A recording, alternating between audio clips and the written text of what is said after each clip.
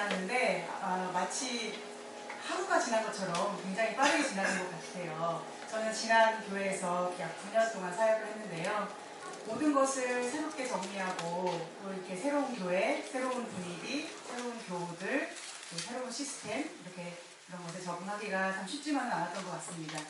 오자마자 교사 교육 일정이 2월에 잡혀 있었고요. 무슨 내용을 어떤 방식으로 해야 할지 구상하느라고 참 많이 고민했던 것 같아요.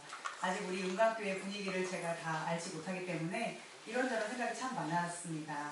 그런데 기도하면서 하나님께 여쭤보았을 때 하나님께서 제게 들려주신 생각은 가장 중요한 것을 함께 나누고 싶다라는 것이었습니다. 저의 신앙의 가장 중요한 기점이라고 할 수 있는 것은 바로 어느 날 문득 하나님께서 저에게 주신 이 말씀이에요. 나는 너에게 원하는 것을 주는 여호와가 아니다. 나는 너에게 필요한 것을 주는 여호와다. 제가 굉장히 고민을 많이 할 때 이 말씀으로 하나님 저한테 와주셨거든요. 우리의 인생 고민이 바로 이것이지 않습니까? 내가 원하는 것을 이루는 것, 그것이 우리가 하고 싶은 건데 저도 예전에는 그랬어요. 그런데 고난을 통해서 믿음이 생기고 또 고난을 통해서 믿음이 점점 자라나면서부터 믿음이라는 것은 내가 원하는 것이 얼마나 속히 이루어지느냐가 아니라 나에게 필요한 모든 것이 하나님께 있음을 알고 내게 필요한 것이 적절하게 공급될 때마다 그에 합당한 감사를 드리는 것임을 알게 되었습니다. 오늘 이 시간 함께 우리에게 정말 필요한 것이 무엇인지를 나누고자 합니다. 특히 교사 교육이기 때문에 교사인 나에게 그리고 내가 대하는 우리 아이들에게 정말로 필요한 것이 무엇일까를 함께 생각해 보려고 합니다. 마음을 모아서 강의를 통해 내게 들려주시는 하나님의 마음을 들으시고 내게 꼭 필요한 것을 주시는 그 하나님께로 우리 마음이 활짝 열려있는 시간이 되시기를 바랍니다. 하나님이 주시려는 것이 우리 마음이 가득히 채워지고 또 감사로 주님께 영광을 돌리는 우리 모두가 됐으면 좋겠습니다. 세 가지 차원에서 이야기를 나누려고 하는데요. 첫 번째는 교사인 우리가 아이들에게 무엇을 줄 것인가 하는 것입니다. 아이들에게 무엇을 줄 것인가. 오늘 우리가 읽은 사도행전 3장 말씀에 보면 나면서부터 못 걷게 된 한 사람이 나옵니다. 그의 이름은 알 수 없지만 중요한 것은 그가 다른 사람의 도움 없이는 살 수 없는 존재였다는 것입니다. 베드로와 요한이 기도하려고 성전에 올라가는데 문 앞에 그 사람이 나타나서 그리고 말을 겁니다. 한 푼 주세요. 장애인이 앉은 채로 소리내서 구걸을 합니다. 돈 좀 주세요. 나에게 돈이 필요합니다. 그런데 베드로와 요한은 그 사람을 봅니다. 4절에 보면 주목하여 그를 봅니다. 그리고 말합니다. 우리를 보라. 그들은 베드로와 요한은 왜 이렇게 말했을까요? 지금 베드로와 요한은 돈이 있을까요? 없을까요? 네, 너무 잘하시네요. 아마 돈이 없었을 거예요. 행색도 되게 초라했을 거예요. 지금은 사랑하는 예수님이 처절하게 십자가에 못 박혀 돌아가신 직후이고 서로가 가진 것, 뭐 돈이나 명예나 자녀들이 잘된 것이나 이런 것을 자랑하는 시기가 아니었습니다. 사도행전에 기록된 교회의 모습은 2장 44절에 보면 믿는 사람이 다 함께 있어 모든 물건을 서로 통용하고 또 재산과 소유를 팔아 각 사람의 필요를 따라 나눠주며 날마다 마음을 같이하여 성령의 모이기를 힘쓰고 집에서 떡을 떼며 기쁨과 친절한 마음으로 음식을 먹고 라고 기록합니다. 즉 그들은 공동생활을 했다고 볼 수 있습니다. 여러분 공동생활 해보셨나요? 네. 네. 남자분들은 특히 군대 가신 거예요. 저도 공동생활을 해보았습니다. 굉장히 오랫동안 해봤는데 공동생활을 하면 아주 찢어지게 가난하지는 않을 수 있지만 무척 검소할 수밖에 없습니다. 꼭 필요한 만큼만 쓰게 되죠. 그러니 아마도 베드로와 요한의 옷차림도 화려한 제사장의 옷차림이 아니었을 것입니다. 영화를 통해 보아도 제자들은 굉장히 남루한 옷을 입고 다니죠. 그런데 나면서부터 못 걸었던 이 사람은 그렇게 남루해 보이는 베드로와 요한을 보고 한 푼 주세요 라고 구걸을 합니다.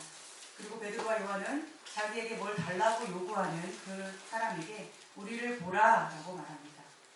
저는 베드로와 요한의 이 모습을 보면서 믿음의 모습이 무엇인가를 생각했습니다. 그들은 전혀 허세를 부리지 않고 있습니다.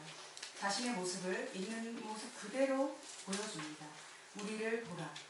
우리를 보라. 네가 원하는 것을 가지고 있는 것처럼 보이는지 우리를 자세히 보라. 우리가 네가 원하는 것을 해줄 수 있는 사람처럼 보이는지 자세히 보라. 아무것도 없다는 것입니다. 당신이 원하는 것 나는 줄 수 없습니다. 당신이 부탁하는 돈 나에게 없습니다. 당신이 원하는 것을 줄 힘이 내게 없습니다. 주목하여 이르되 우리를 보라. 그런데 이 말 속에는 어떤 자기 비하나 죄책감이나 절망감이나 그것 때문에 속상한 마음이 들어있나요? 전혀 들어있지 않습니다. 우리가 예를 들어서 자녀가 부모에게 엄마 저 이거 갖고 싶어요 사주세요 했는데 엄마가 돈이 없어요. 그래서 엄마를 봐 한다면 엄마가 너한테 그거 해줄 수 있을 것 같니? 한다면 그 엄마의 마음은 어떨까요? 굉장히 속상하고 자책하고 아파할 거예요. 그런데 베드로와 요한은 그런 차원이 아니었어요. 그들은 자신들에게 없는 그것을 굉장히 당당하게 여깁니다. 상대방이 요구하는 것이 자신에게 없다고 해도 그것 때문에 주눅들거나 자책하지 않습니다. 그들은 자신에게 없는 것을 똑바로 인지하고 그리고 동시에 자신에게 있는 것이 무엇인지를 그것에 주목합니다. 은과 금은 내게 없거니와 내게 있는 이것을 내게 주니라. 자신들에게 요구되었던 은과 금, 그러나 그들은 말합니다. 그런 것이 지금 내게 없다. 그러나 지금 내게 있는 이것을 너에게 주겠다. 그들이 가진 그것이 무엇입니까? 곧 나사렛 예수 그리스도의 이름입니다. 은과 금은 내게 없거니와 내게 있는 이것을 내게 주노니 나사렛 예수 그리스도의 이름으로 일어나 걸으라. 오늘 여러분에게는 무엇이 있습니까? 내게 있는 이것을 주노니. 여러분의 이것은 무엇입니까? 이것. 나에게 있는 이것. 나사렛 예수 그리스도라는 말은 나사렛 예수가 그리스도이시다라는 뜻입니다. 아멘. 나사렛에서 태어난 목수의 아들, 평범한 그 아들, 그분이 우리의 구원자이시다. 십자가에서 힘없이 죽어간 그분이 바로 우리가 자랑하는 메시아이시다. 나사렛 예수 그리스도의 이름으로 베드로와 요한은 삶의 어떠한 부족함도 고난도 다 이겨내는 그 믿음을 가지고 있었던 것입니다. 나사렛 예수 그리스도의 이름은 세상에 무엇도 이길 수 있는 가장 강력한 권능입니다. 그 이름으로 안진뱅이를 일으키고 그 이름으로 옷자락에 손만 닿아도 살아나고 그 이름으로 걷기도 하고 뛰기도 하며 모든 낙심했던 자들은 하나님을 찬송하는 사람으로 변화될 수 있었습니다. 나사렛 예수 그리스도의 이름으로. 오늘 여러분에게 이 나사렛 예수 그리스도의 이름이 있습니까? 정말 있습니까? 그 이름을 자랑스러워하는 사실입니까? 얼마나 자랑스러워하시고 얼마나 가치 있게 여기십니까? 내게 이것저것 없어도 남들이 부러워할 만한 그런 것들 없어도 내게 있는 이것 때문에 늘 힘이 나고 뛸 수 있고 춤출 수 있고 노래할 수 있고 그렇게 넘치도록 힘차게 살아가고 계십니까? 아멘. 네. 우리의 믿음은 항상 이러한 시험을 통과해야 합니다. 세상에 수많은 안진뱅이들이 달라고 하는 것을 주는 사람이 될 것인가? 아니면 그에게 정말로 필요한 예수 그리스도의 이름을 줄 수 있는 사람이 될 것인가? 세상에는 영적으로 고갈되어 자신에게 필요한 것이 무엇인지도 모르는 영적인 장애인들이 너무나 많습니다. 그런 자들이 손뼉 쳐주고 잘했다고 칭찬해주고 역시 우리 사도님이야 라고 지켜 세워줄 만한 사람이 될 것인가? 아니면 그들이 달라는 것 주지 않고 그들이 달라는 것이 내게 없는 것을 부끄러워하지 않고 또는 내게 그런 것들이 많이 있더라도 그것을 자랑하지 않고 내게 있는 가장 소중한 그 이름 예수 그리스도의 이름을 가진 것에 대하여 자랑스러워하며 그들에게 필요한 그 예수 그리스도의 이름을 주는 사람이 될 것인가? 이것이 우리가 통과해야 할 가장 중요한 시험이고 이 시험을 통과하는 사람만이 하나님을 정말로 높여드리고 예수 그리스도를 소중히 여기는 예수님의 제자라고 할 수 있을 것입니다. 은과 금은 내게 없거니와 내게 있는 이것을 내게 주노니 나사렛 예수 그리스도의 이름으로 일어나 걸으라. 저는 여러분이 그런 교사가 되셨으면 좋겠습니다. 교사로 임명되셔서 이제 막 시작할 때 아이들에게 내가 무엇을 줄 수 있을까 생각할 때 내가 과연 교사로서 자격이 있을까 고민하게 될 때 또 내가 과연 잘하고 있는 것이 맞을까 하는 염려가 찾아올 때 내가 교사하는 것이 교회와 아이들에게 유익이 될까 이것을 근심하게 될 때 그 모든 근심을 고민을 해결하는 기준은 나의 어떤 스킬이나 재능이나 재주가 아니라 내가 가진 이것 예수 그리스도의 이름이 그 모든 것을 해결하는 강력한 기준이 되시기를 바랍니다. 네. 가진 것이 없어도 예수 그리스도를 가지고 있으면 모든 것을 가진 자입니다. 아무리 가진 것이 많아도 예수 그리스도가 없다면 그는 아무것도 갖지 못한 자입니다. 우리 옆에 분과 한번 이렇게 인사해볼까요? 재주 없어도 괜찮습니다. 재주 없어도 괜찮습니다. 능력 없어도 괜찮습니다. 예수님 없으면 안 됩니다. 예수님 없으면 안 됩니다. 예수님만 있으면 됩니다. 예수님만 있으면 됩니다. 네. 믿으시죠?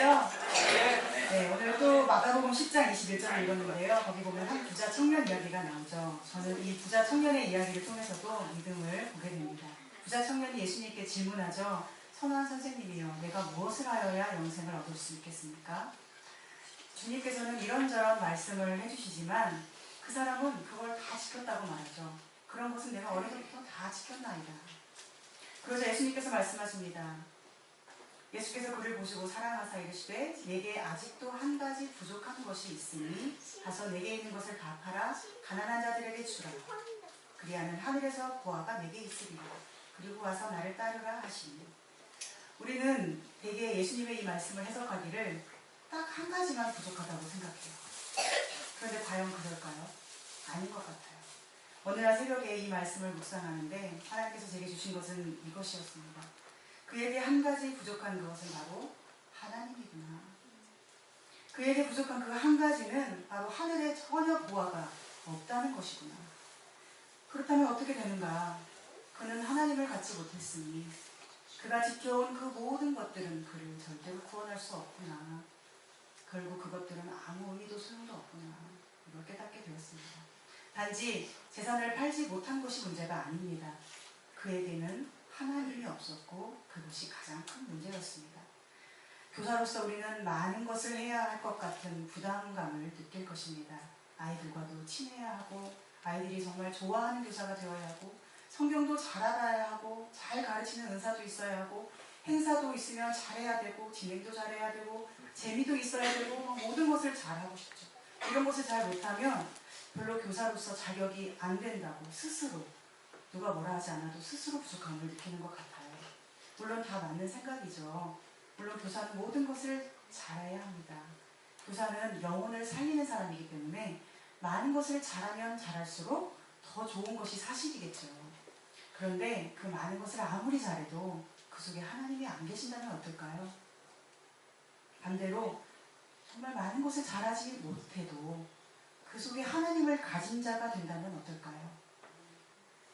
이 강의를 시작하는 처음 질문이 이것이었죠. 아이들에게 무엇을 줄 것인가? 여러분, 교사는 아이들에게 무엇을 주는 사람입니까? 교사는 아이들에게 하나님을 주는 사람입니다. 내게 없는 이것저것 주려고 애쓰다가 지치고 남들에게 있는데 나에게는 없는 것 그것 비교하고 자책하다가 낙심하면 안 됩니다. 교사는 예수 그리스도를 주는 사람입니다. 예수 그리스도의 생명을 아이들에게 주어야 합니다. 아이들을 살리는 것은 예수 그리스도의 생명뿐입니다. 예수님의 사랑뿐입니다. 그 예수님의 생명과 사랑만이 주저앉은 우리 아이들의 영혼을 일으킬 수 있습니다. 그 생명과 사랑이 나면서부터 걷지 못한 한 영혼을 일으키고 걷고 뛰고 춤추며 하나님을 찬송하게 만들었습니다. 교사는 원하는 것을 요구하는 자들에게 원하는 것을 만족시켜 주려고 애쓰는 자가 아닙니다. 교사는 그들이 원하는 것 이면에 있는 진정으로 그들에게 필요한 것이 무엇인지를 꿰뚫어보고 그들에게 필요한 분, 예수님 그리고 하나님을 줄 수 있어야 합니다. 초대교회 사도들이 예수 그리스도의 이름 하나로 모든 부족함을 채움받았듯이 지금 이 시대의 교회학교 교사도 예수 그리스도의 이름으로 모든 것을 채움받을 수 있다고 저는 믿습니다. 문제는 예수 그리스도의 이름 대신에 다른 것을 더 채우려 한다는 것이 문제입니다. 내가 뭘 잘하는가, 이것저것 스킬이 얼마나 많은가, 이것이 문제가 아니라 예수 그리스도의 이름이 충분하게 교사인 나의 마음속에 자리 잡지 못하는 데에 가장 큰 문제가 있습니다. 여러분의 기억에 남아있는 분들을 생각해 보십시오. 그분들은 뭘 잘하는 사람입니까? 열심히 하는 사람입니까? 아마 그렇지 않을 것입니다. 우리의 기억에 남아있는 사람은 나를 위해서 뭔가를 해준 사람, 나를 진정으로 생각해주고 나를 사랑해준다고 느낀 사람일 것입니다. 아이들이 교회에서 원하는 것도 마찬가지입니다. 재미있고 신나는 것만을 아이들이 교회에서 바랄까요? 진짜 그럴까요? 그렇지 않죠. 아이들이 바라는 것은 정말로 사랑받는 기분, 이곳에 오면 내가 진짜 존중받는 것 같은 기분, 진짜 내가 하나님의 자녀임을 매 주일마다 인정받고 확인받는, 내가 왕의 자녀임을 확인받는 것이 아이들이 가장 원하는 것이 아닐까. 그리고 그것이 아이들을 변화시킵니다. 그러므로 사랑하는 여러분, 뭔가를 많이 하려고 하기보다는 먼저 내면이 강한 분들이 계시면 좋겠습니다. 강한 영혼으로 무장되는 것이 교사의 급선무입니다. 내가 내 안에 계신 예수님을 확인하고 성령님을 확신하고, 그래서 내가 얼마나 영적으로 강한 존재인지를 확신할 때 우리는 교사로서 아이들을 세우고 살리고 모든 일을 잘 감당할 수 있게 되는 것입니다. 이게 안 되면 다른 모든 노력은 모래 위에 쌓은 집처럼 흔들리고 무너질 것입니다. 강한 영혼이 되기 전에 뭐를 자꾸 하려고 하면 건물의 구조는 약한데 장식만 무겁게 매달리고 있는 것과 같아지겠죠. 결국 그 집은 약한 집이 되고 그 집에 살게 되는 사람은 늘 불안해할 수밖에 없을 것입니다. 내가 얼마나 강한지 인식할 때에 그때 비로소 문제들은 작아 보이기 시작합니다. 내가 강함을 알면 뭐든지 할 수 있는 교사가 됩니다. 용서하게 되고 너그럽게 되고, 그래서 아이들이 내게 어떻게 하더라도 상처받지 않을 수가 있게 됩니다. 아이들이 예뻐 보이고 사랑스럽고 용서하게 되고 품게 되고 기도하게 되고, 그 모든 것은 교사인 내가 강한 영혼이 될 때만 가능하지 않겠습니까? 그러나 내가 약하다고 생각하면 작은 문제도 두려워하게 되죠. 그런 교사가 어떻게 이렇게 힘든 교사 사역을 잘 감당할 수 있겠습니까? 얼마 전에 슈퍼맨이 돌아왔다에 나오는 나은이라는 아이의 영상을 보게 되었어요. 좀 보시나요? 그 나은이라는 아이가 축구선수 박주호 씨의 딸인데 4살입니다. 이 아이가 얼마나 어른스러운지 겨우 4살밖에 안 됐는데도 자기보다 어린 아기들을 너무너무 잘 팔뜰하게 잘 챙기더라고요. 어느 날 아빠가 이 나은이와 그 동생 건우를 데리고 지하철에 탔습니다. 지하철을 탔으니 나은이가 메고 다니던 가방이 거추장스럽지 않았겠습니까? 그래서 나은이 가방을 지하철 짐칸에 올려놓고 나은이를 자리에 앉히고 출발을 했어요. 그런데 얼마 후에 급히 목적지에 도착을 해서 내리게 됐어요. 그러면서 짐칸에 올려둔 나은이 가방을 놓고 내렸습니다. 그런데 내리자마자 나은이가 막 우는 거예요. 알고 보니 그 가방은 나은이의 애착 가방 같은, 그 아기의 애착 가방 같은 것이었어요. 잘 때도 같이 있고 일어나자마자 가방을 찾고 뭘 하든지 그 가방을 꼭 옆에 두고 함께 가는 그런 가방이었던 거죠. 그렇게도 어른스럽던 그 나은이가 지하철이 떠나간 뒤에 서서 하염없이 그 뒤를 바라보면서 엉엉 울고 있는 거예요. 그 모습을 보니까 저도 정말 마음이 아프더라고요. 아빠가 나은아 미안해, 아빠가 가방 찾아줄 수 있어, 찾으러 가자, 아무리 이렇게 말해도 눈물을 멈출 수가 없는 거예요, 이 아이가. 그래서 결국 아빠가 엄마 찬스를 쓰기로 해서 엄마에게 전화를 걸어서 바꿔줬습니다. 엄마가 나은이에게 왜 우느냐고 차근차근 물었어요.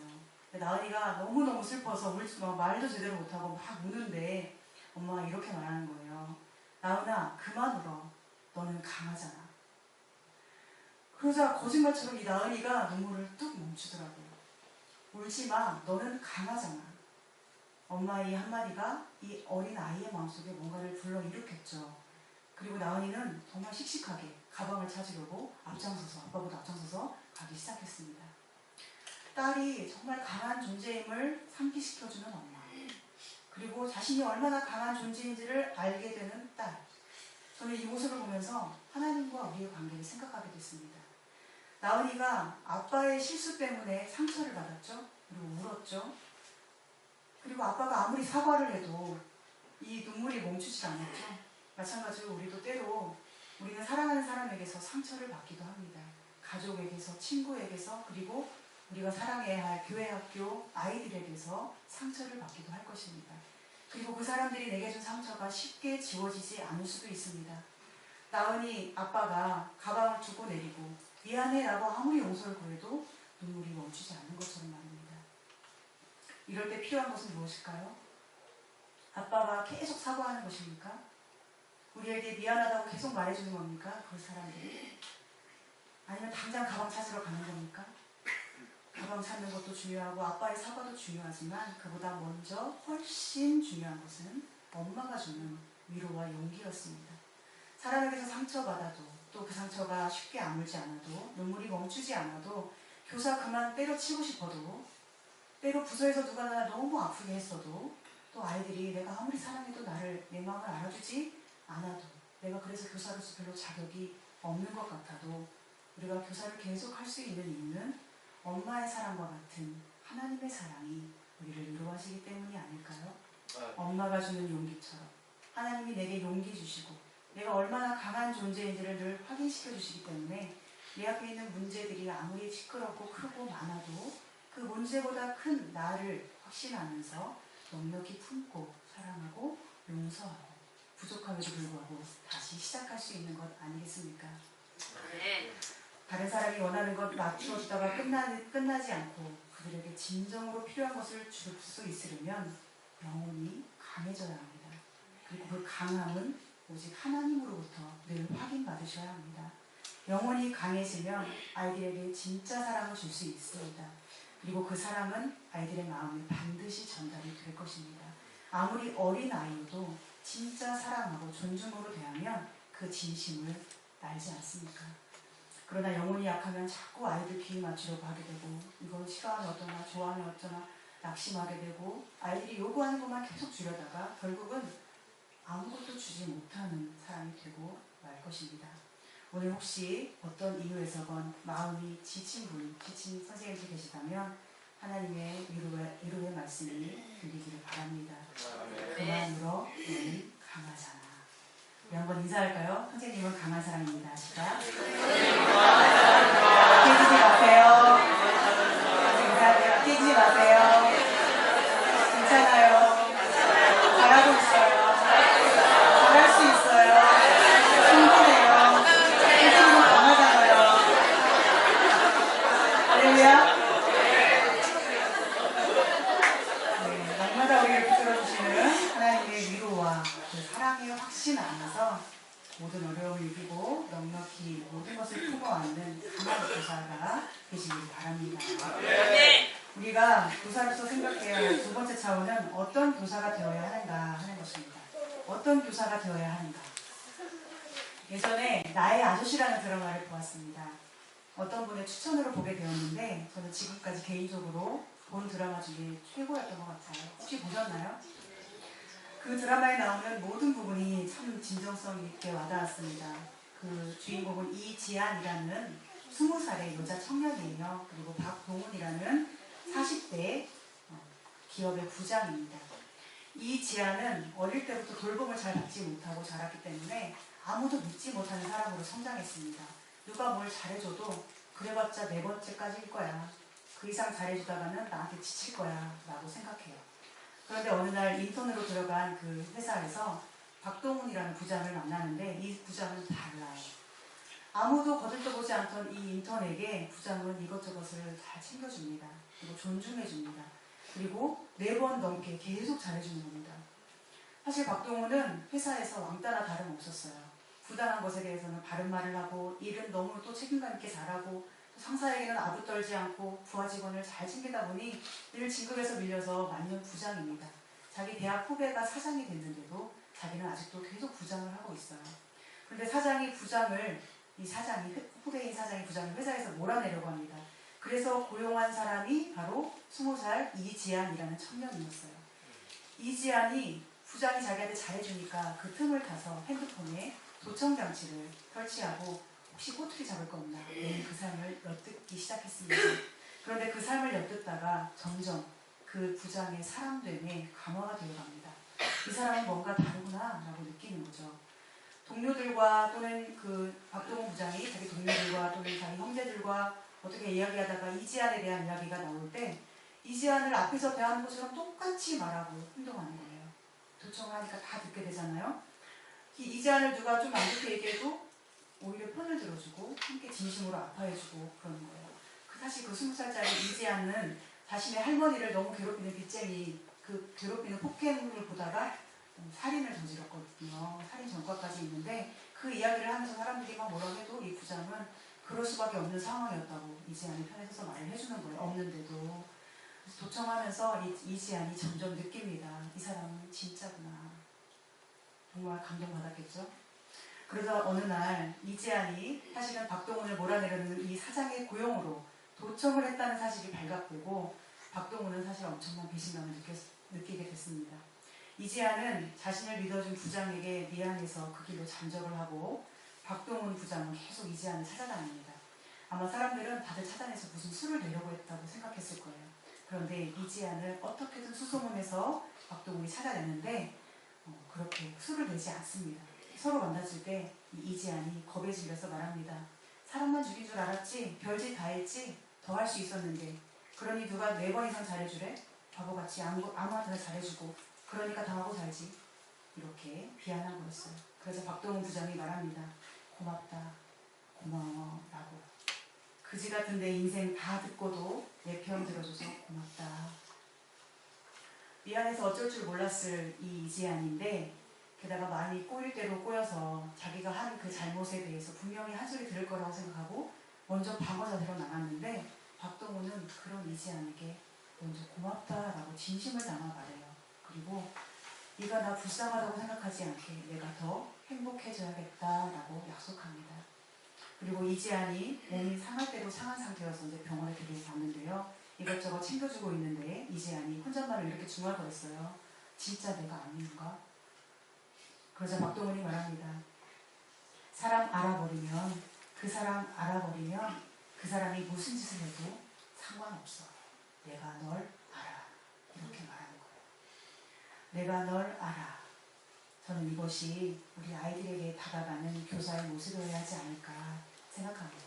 내가 널 알아. 그 아이의 얼굴과 이름, 가정 형편, 심지어 그 속에 있는 죄책감까지도 보듬어줄 수 있는 교사.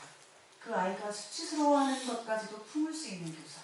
내게 어떤 짓을 해도 그 아이의 깊은 마음을 헤아리고 이해해줄 수 있는 교사. 우리는 무엇을 잘하는 교사가 아니라 지안이가 말하는 나의 아저씨 같은 교사가 되어야 합니다.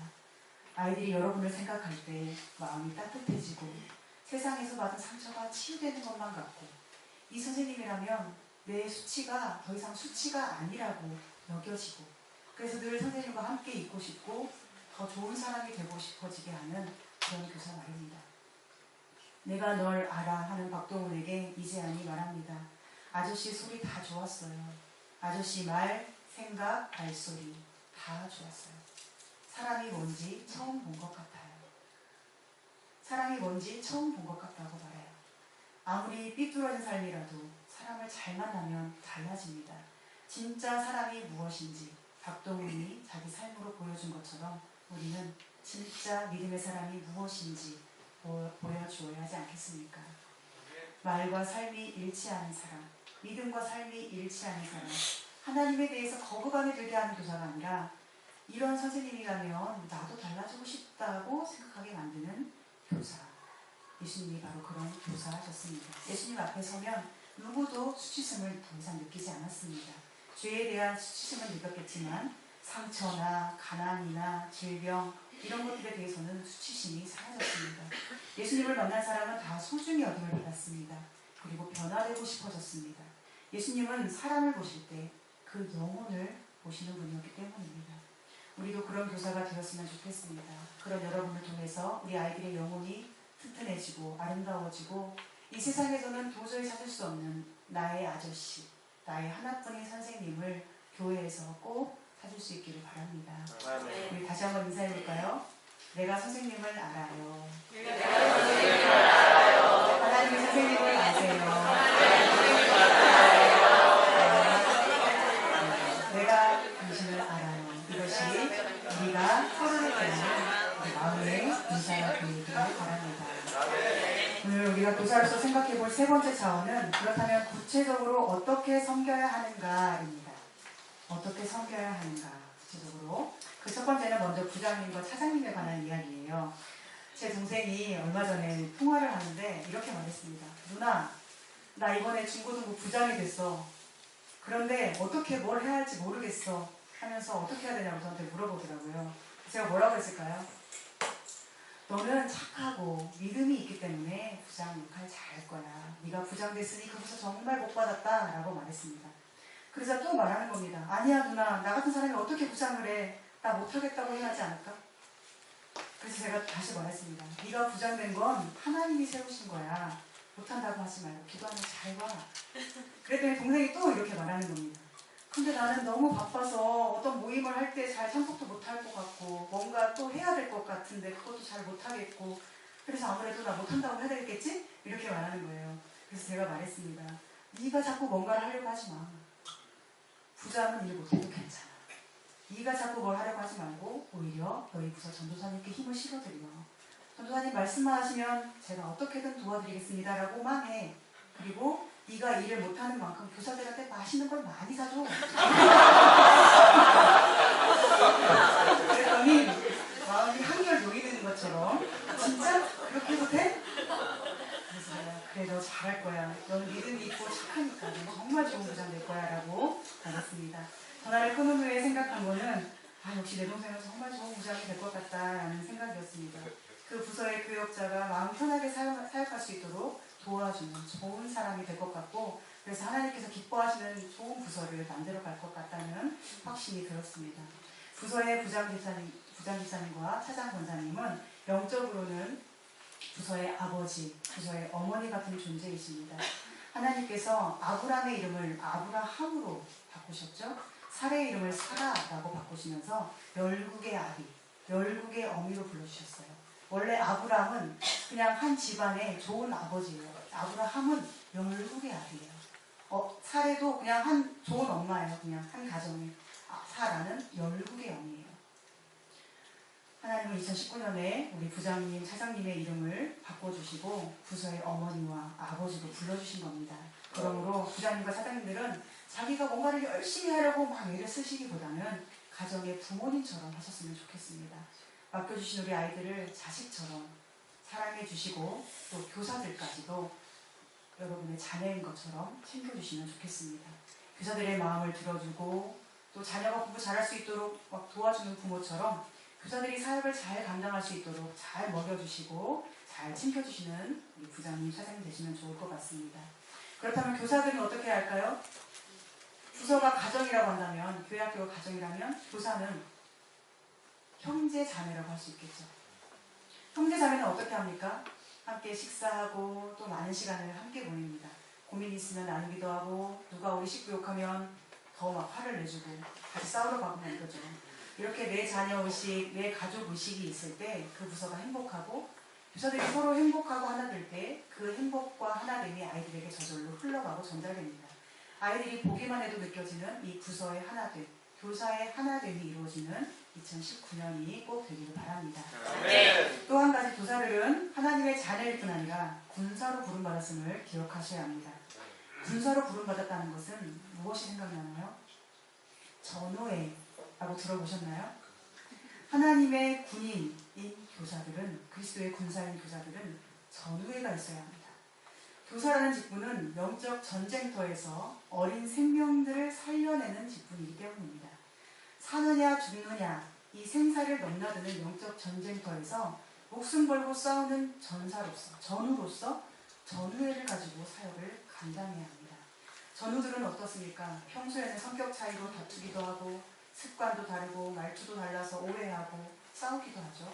하지만 피 튀기고 팔다리가 잘려나가고 사람이 죽어나가는 전쟁터에서 서로 의지하고 목숨 걸고 싸우다가 돌아오면 진짜 전우가 되겠죠.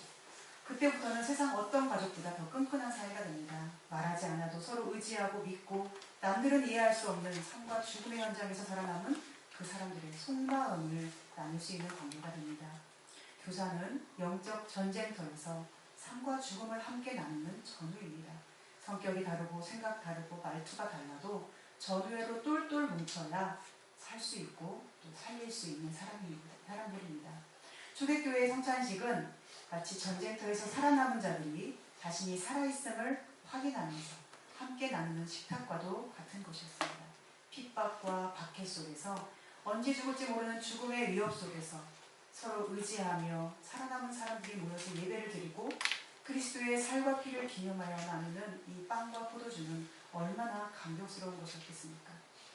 그렇게 성찬을 함께 나눈 성도들은 전우가 되어서 전쟁터에서 살아남기 위해 싸우고 때로는 손을 잡고 찬송하면서 죽어가기도 했습니다. 우리 교사들은 전우입니다. 교사는 전우애가 있어야 합니다. 영적 전쟁터에 부름받았기 때문에 우리의 대장 되신 예수님과 함께 싸움에서 늘 승리하면서 그 승리의 기쁨을 전우들과 교사인 전우들과 함께 나눠야 합니다. 우리 임무는 무엇인가요? 우리 교사의 임무는 영혼을 살리는 것이죠. 그런데 전우 없이 나 혼자서 어떻게 싸우고 어떻게 살리겠습니까? 그냥 일주일에 한 번, 한 2시간 아르바이트 하는 식으로 사역하시면 절대로 안 됩니다. 내일만 잘하면 되지 라고 생각해서도 안 되겠죠. 우리는 전우가 되어야 합니다. 전우가 있어야 내가 살고 내가 있어야 전우가 산다 라고 생각하십시오. 전우애로 하나 되어서 한 영혼을 살려야 한다는 사명감으로 사역하고 목숨 바치는 심정으로 예배를 준비하시기를 바랍니다. 그렇게 성령께서 그 부서에 강하게 역사하실 것입니다.